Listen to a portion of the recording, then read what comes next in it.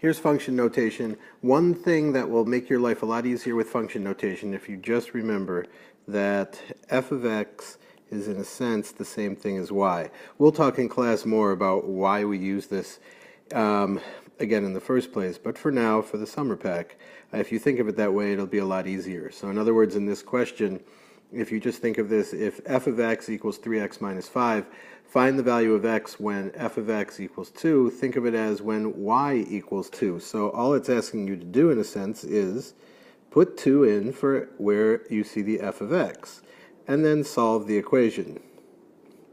So the rest of this is just our standard solving.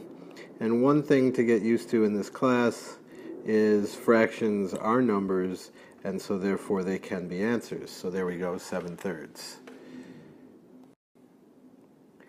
Here's a different look on function notation. The graph here is y equals f of x as a function is shown. So two things, let's find f of 5.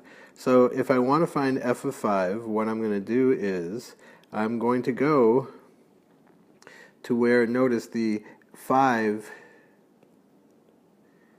is right there where the x is. So it's basically saying, give me the value of this function when x is 5. So let's count over.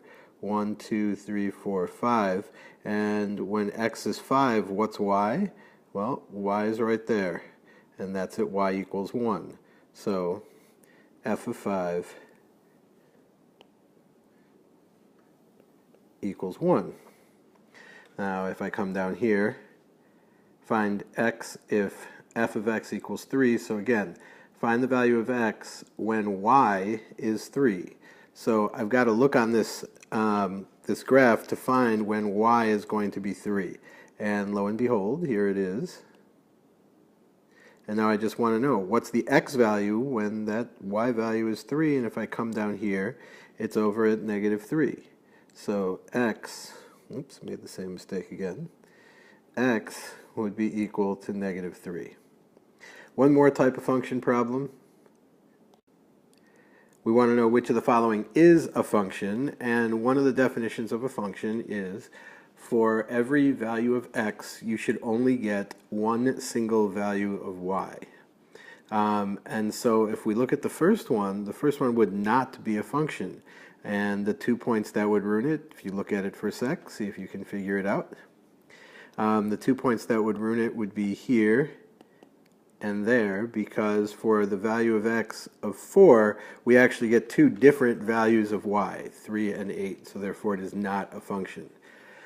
B is a function, although a lot of times people get confused because they'll look here and they'll say, wait a second, the 2 is the same. But be careful about the definition of a function. It is for each value of x, I get only one value of y.